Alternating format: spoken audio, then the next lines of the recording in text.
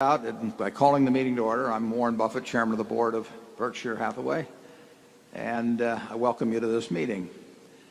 This hyperkinetic fellow next to me is Charlie Munger, the Vice Chairman. There are times where we can't remember each other's name, but we have a lot of fun together. In view of the Iraq War, consumer debt that's increasing, declining job growth, what would your view be about the investment future for the next 5 to 10 years? There's always problems in the future. There are always opportunities in the future, and in this country, the opportunities have won out over the problems over time, and I think they will continue to do so absent weapons of mass destruction, which is another question.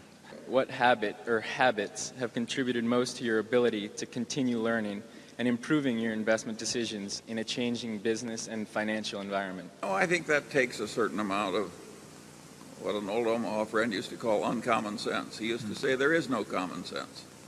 When people say common sense, they mean uncommon sense. Yeah, we don't consider many stupid things. We get rid of them fast. And in fact, people get irritated with us because they'll call us, and when they're in the middle of the first sentence, we'll just tell them forget it. And we can see it coming. We do not bring in compensation consultants. We don't have a human relations department. At the headquarters, as you could see, we don't have any human relations department. We don't have a legal department. We don't have a public relations department. We don't have an investor relations department. We don't have those things. Because they make life way more complicated, and everybody gets a vested interest in going to conferences and calling in other consultants, and it takes on a life of its own. Well, I would rather throw a viper down my shirt front than hire a compensation consultant. I wondered if you could comment on the views of those people who have stated that because of so-called conflicts of interest, you should leave the board of Coca-Cola. I would say that whoever suggested that should do 500 sit-ups. We like the idea, and we've encouraged the idea of shareholders behaving like owners. The question is whether they can behave like intelligent owners. And I think that in the last year or two, as they've sort of woken up, they've searched for checklists of one sort or another to determine whether directors are appropriate in a given company or not. And frankly, checklists are no substitute for thinking. I think it was Bertrand Russell who said, most men would rather die than think. Many do. The cause of reform is hurt, not helped, when an activist makes an idiotic suggestion. Like the one that having Warren Buffett on the board of the Coca-Cola Company is contrary to the interest of the Coca-Cola Company. My general question is about how ethical concerns enter into your asset allocation decisions.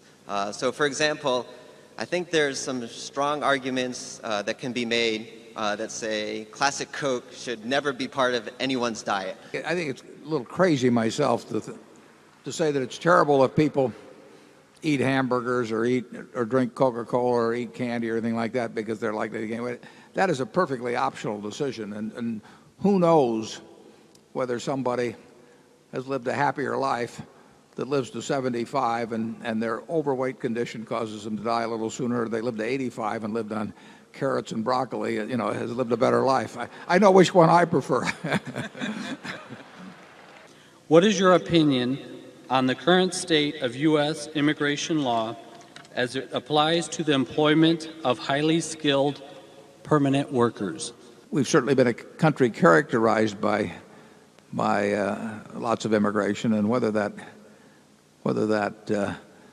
is responsible in any way for the incredible record of this country, I don't know, but I suspect that it was. My personal view is that I'm almost always glad to have very talented people come into the United States, and I'm almost never pleased when the very bottom of the mental barrel comes in. I read in a book that you prefer talking to young people about life and financial concepts because we still have time to implement them. Can you please share some of the concepts with us? Don't get in debt. The game plays a lot easier if you're a little bit ahead of the game than if you're behind the game. You want to develop a good character and good mental habits, and you want to learn from your mistakes, every single one, as you go along.